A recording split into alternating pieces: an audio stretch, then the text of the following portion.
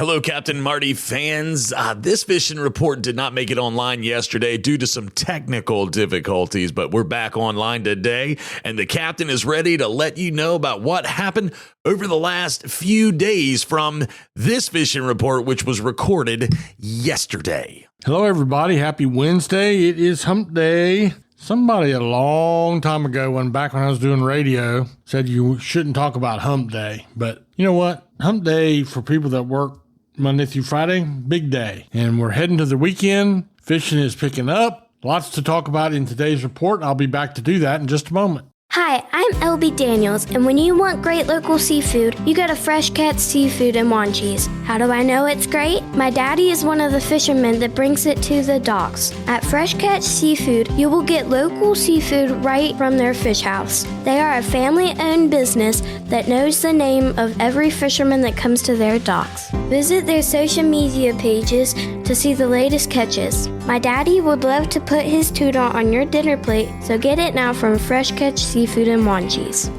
Wave Runner Fishing Charters provides exceptional Outer Banks fishing trips for anglers of all experience levels. Captain Brian White's love for fishing began at age 6 and soon evolved into a lifelong passion. Located at Wanchese Marina, the Wave Runner specializes in offshore and nearshore fishing adventures, offering guests the excitement of pursuing a wide range of pelagic species. They have the best rates in town. Call today at 252-216-8350 or online at fishwaverunnerobx.com.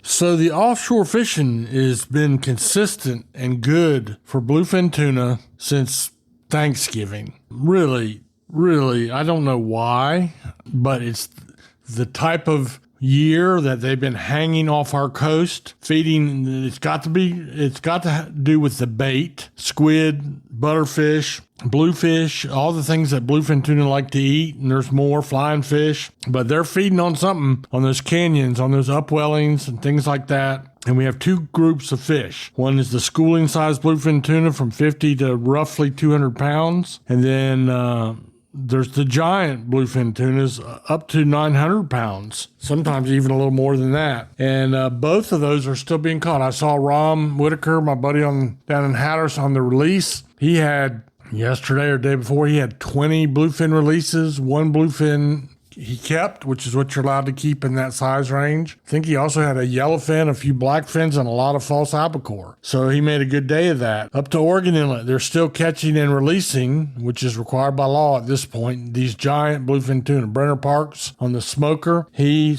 posted a picture yesterday of a, 700-800 pound tuna. Could have been bigger than that. And they let it go to fight another day and to spawn and whatnot. But man, there are off our coast 700-pound tunas frolicking, looking for something to eat, and we have anglers have come from all over the world to do that. I was talking to Captain Dickie Harris on the Fantastic. I said, isn't it about time for the yellowfin charters to show up, the ones that want to put some fish in the box and don't want to release them? And it is that time. But for the people that are fishing right now, their whole pleasure is the potential for a fish that would truly be a once-in-a-lifetime fish, a giant bluefin tuna, even if they do release it. So offshore report, that's all there is. A few yellowfins, very few blackfins, and plenty of bluefin tunas. Back closer into, we don't have much going on the intermediate areas yet, although there were a few king mackerel caught down in Hatteras over the last few days. Hopefully that's a sign of things to come. Along the beaches, Ocracoke has had some action with both puppy drum and some yearling drum. Tony Lombardi told me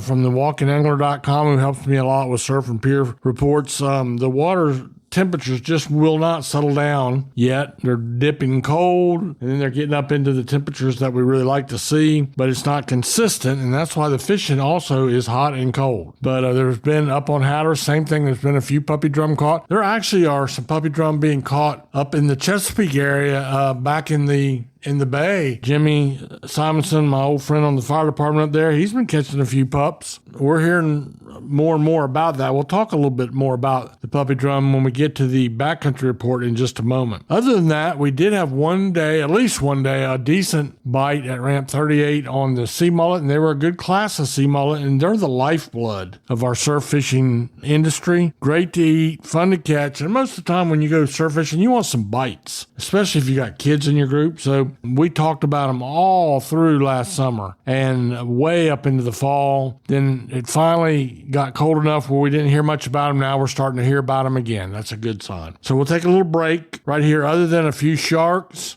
and the fish that I've already mentioned, still a little bit scrappy in the surf, but there's some stuff going on back in the sound and in our freshwater areas that are worth mentioning, and I'll do that in just a second. Welding. It's ultimately the use of lightning to fuse metals and steel together. And at Wanchi's Metalworks, that's what they do best. Specializing in marine fabrication and repair on sport and commercial fishing vessels, Wanchi's Metalworks does fuel tank fabrication, rod racks, rocket launchers, T-tops, towers, struts, rudders, trim tabs, and green sticks, just to name a few. They also do interior and exterior handrails and stainless kitchen work too. Whether it's MIG and TIG or arc welding, Wanchi's Metalworks does it all. They're the realest of the real when it comes to metal and steel.